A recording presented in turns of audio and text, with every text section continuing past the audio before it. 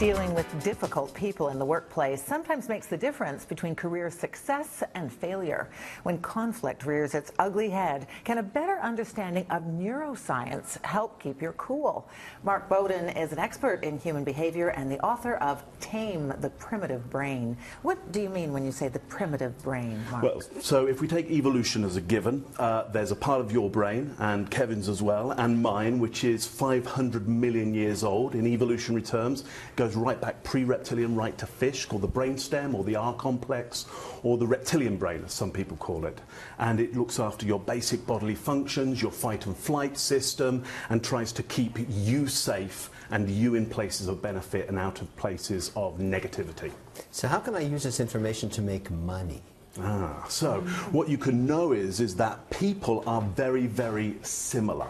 We all react in the same way to some similar situations. So there's some predictability around what we would think are quite complex human systems. Essentially, you can predict quite a lot of human behavior.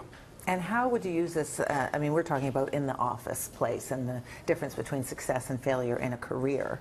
So anywhere where there is stress, and offices are a place where stress often happens, people will start to behave in what we might imagine is quite bizarre ways.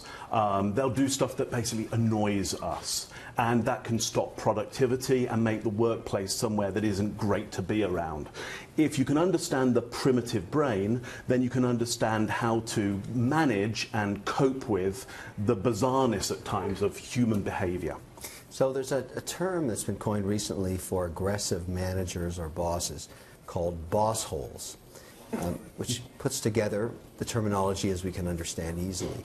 Can this philosophy work to live under a boss hole? Because many boss holes are very successful. You don't have to make friends in business, you have to make money. Sure, so you have to be able to manage those boss holes. If you're around them, it could get to such an extent that you don't want to work for them anymore and you want to take your resource elsewhere. And actually your resource would have been well used in that workplace, and you need to find a way of staying within that workplace. You need to manage your experience around that boss hole, which means understanding that they're often showing primitive behavior.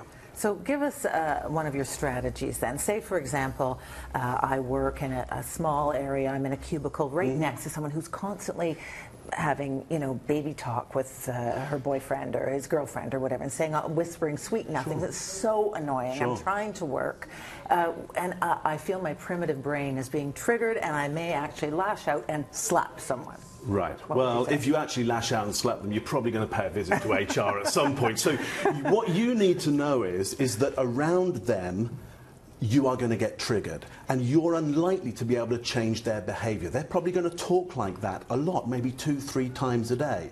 So one of the ways to win in this is to never be there. That doesn't mean leave the job, but can you get moved somewhere else in the office? Can you just go and sit somewhere else? Or is there a specific time that they do this behavior? Because if there's a specific time they do this behavior, hey, you can go and take a break at that time and then come back. It's knowing that they're unlikely to change, but you can change your behavior, and therefore you can have a better response. I find it interesting you talk about not being able to modify somebody's behavior even though it's non-productive. Sure. Is that a new way of thinking? Because there's a whole different philosophy that says you beat them with a stick till they do what they're supposed to. Absolutely, and there's nothing wrong with beating them with a stick until they do what they're going to do, although it can take a lot of energy and take a long, long time. So it's about what is economic. Is it economic to beat them with a stick until they change, which could happen after a long period or never? Or is it more economic to change your reaction, which you could do quite quickly and may well get you money immediately? But this is what I'm wondering about when you say tame the primitive brain. I mean, it gives this image of something that's really quite wild and uncontrolled. Oh yeah. Yeah. So have you ever lost your rag, you know, gone off on one? Not at work yet. But I do have to work with Kevin quite a bit, so it could happen. And how do you manage that?